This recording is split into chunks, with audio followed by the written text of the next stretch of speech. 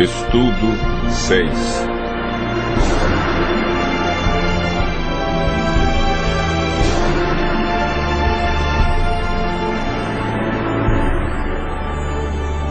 Sinais da vinda de Cristo.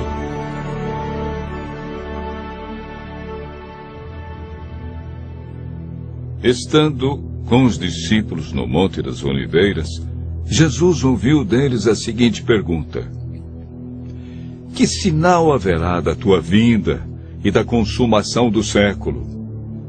O mestre, então, enumerou vários sinais indicadores do seu retorno à terra.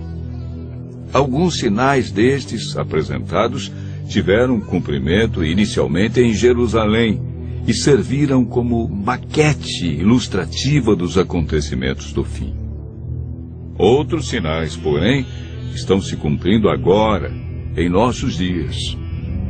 Todos os dias lemos e ouvimos nos jornais, rádio e televisão inúmeros acontecimentos. São várias as tragédias: terremotos, chacinas, roubo, enganos, crianças abandonadas, doenças, fome, guerras. O que diz a Bíblia sobre esses acontecimentos?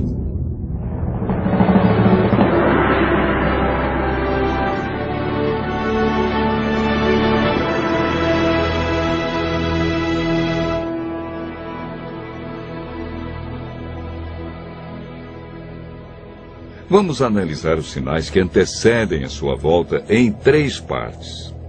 Primeiro, os sinais no mundo social. Segundo, sinais no mundo natural. E por último, sinais no mundo religioso. Os sinais no mundo social estão descritos em Mateus 24, versos 6, 7 e 10.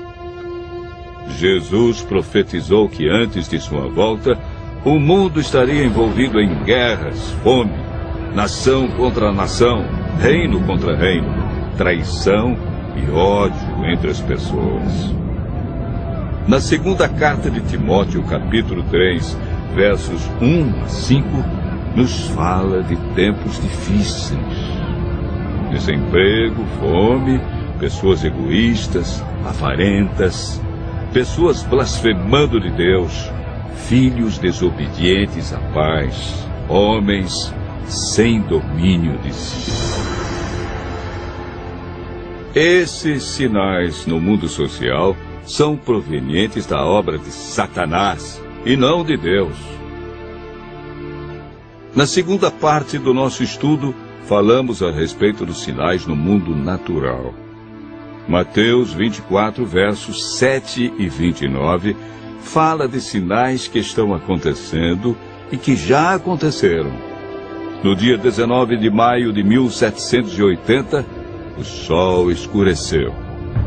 Esse dia ficou conhecido como o Dia Escuro. Na região leste dos Estados Unidos, tão densas eram as trevas que as lamparinas foram acesas ao meio-dia. A lua, embora fosse cheia, negou-se a iluminar. A ciência não conseguiu explicar esse fato sobrenatural, mas a Bíblia o apresenta como um dos sinais que antecede a vinda de Cristo. Em 13 de novembro de 1833, ocorreu uma deslumbrante queda de estrela jamais vista. Esses sinais já se cumpriram uma vez, mas antes da vinda de Jesus se repetirão com maior intensidade. Os sinais no mundo natural, como terremotos, enchentes e grandes calamidades que matam milhares de pessoas, indicam que Satanás está agindo até mesmo na natureza. Tratamos na terceira parte do nosso estudo sobre os sinais no mundo religioso. Mateus 24, versos 4 e 5, fala sobre o engano religioso que haverá no tempo do fim. Mateus, capítulo 24, verso 11, refere-se ao aumento das religiões. Somente no Brasil existem mais de 1.500 religiões cristãs. No mundo, são mais de 35.000 religiões cristãs. Jesus afirmou também que antes de sua vinda, os falsos cristos e falsos profetas operariam sinais e prodígios. Mas o que fazer diante de tantas religiões? O conselho de Jesus é claro. Ele diz: acautelai-vos para que ninguém vos engane, porque muitos virão em meu nome e enganarão a muitos.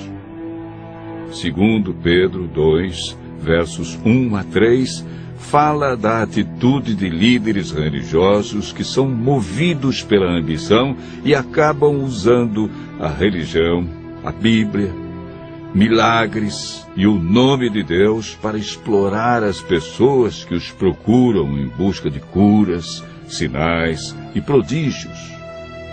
Outro sinal no mundo religioso é encontrado em Mateus 24, verso 14. Apresenta o sinal de Deus, que indica que o fim realmente chegou. Esse sinal é a pregação do Evangelho do Reino em todo o mundo. O apóstolo Paulo nos fala em Gálatas, capítulo 1, verso 6, de um outro evangelho que parece ser bíblico, mas não é. Esse evangelho é o falso evangelho de Satanás, pois este sabe que pouco tempo lhe resta e está empenhado em difundir os seus terríveis enganos. O que devemos fazer para não sermos enganados diante de tantas religiões? Em 1 João, capítulo 4, verso 1, encontramos a resposta. A Bíblia nos orienta a provar se os espíritos provêm de Deus ou não, ou seja, comparar. Aquele que quiser fazer a vontade de Deus deve comparar a doutrina da Bíblia com aquilo que outros ensinam. Por que Deus manda provar? De acordo com Mateus 7, verso 15, o engano vem parecendo verdade.